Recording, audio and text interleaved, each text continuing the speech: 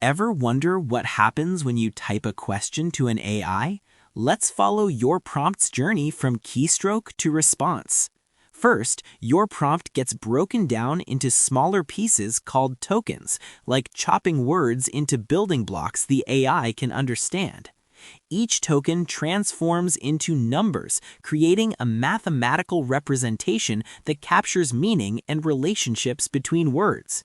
These numbers travel through the AI's neural network, multiple layers that analyze patterns, context, and connections to understand your request. Want to learn more about how AI works? Subscribe for simple explanations of complex tech. The AI predicts the most likely next words, building its response piece by piece while considering context and maintaining coherence. Finally, the generated numbers convert back into readable text, delivering your answer in seconds, all happening faster than you can blink.